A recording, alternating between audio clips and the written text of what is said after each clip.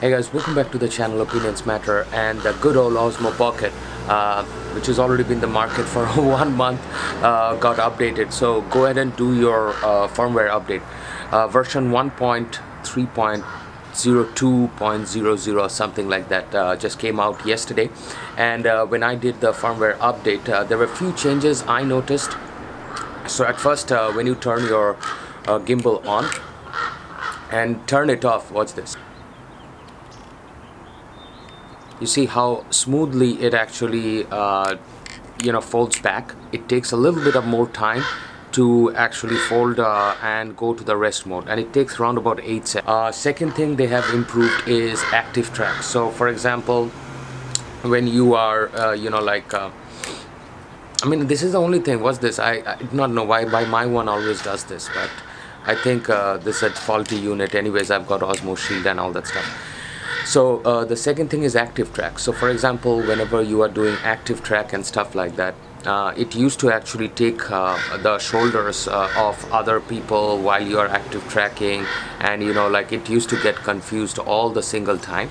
So that has changed with the new Osmo Pocket. So in active track, when I'm moving and everything, it now actually understands the difference between my shoulder and my face. And when I am moving forward, it understands my shoulder and the face. It's still cutting off a little bit of because maybe I don't have hairs, maybe that is the reason. But it's still cutting off a bit. Now it can better track, so active track got improved.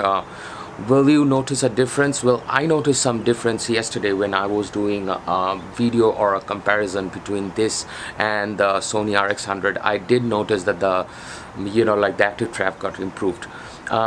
One more very important thing is that whenever you noticed my video yesterday when I posted about the RX100, the exposure was way more improved compared to my older video. Gimbal calibration was there before also, so some YouTubers are saying that gimbal calibration has changed. Nope, gimbal calibration was the same. I had already posted a video. Make sure you are doing gimbal calibration after every few months of use. At least every month you are doing the gimbal calibration. It has been improved already. It was there already. It's not an improvement. Auto white balance is something that they are going to fix. They have fixed. Auto white balance now gets more kind of there was some sort of red tinge in the green background, but they have improved. For testing that, I have a tree at the back. I'm just going to check whether it happens or not. So let's check that out. I have actually got some plants out here, so let's check that out also. So this is the plant, the greenery, and it seems more green. I am not noticing any sort of difference because I did numerous tests on this, and for me it looks more or less the same. I don't know why even the update is saying. Maybe some units were facing this problem, but my unit was doing great anyways.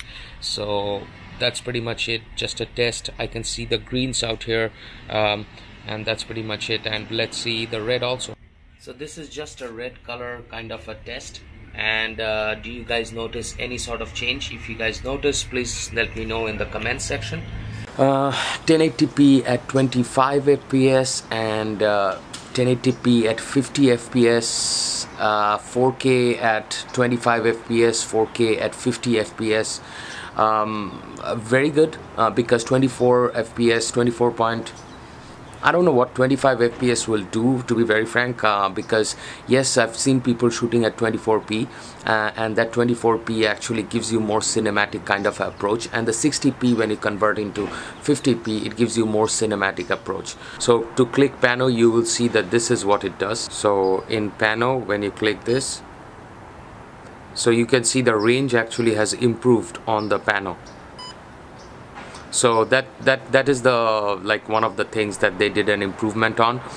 They also did another improvement in the flashlight mode. They have done some changes. So the flashlight mode, they say that it's much more improved now.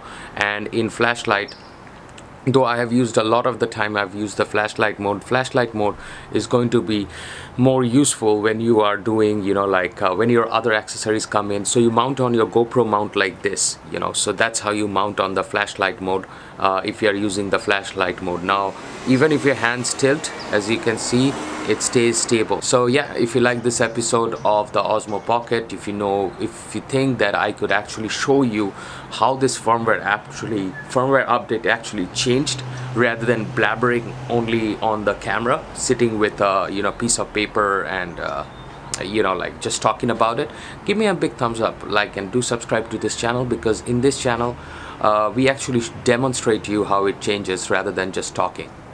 Take care.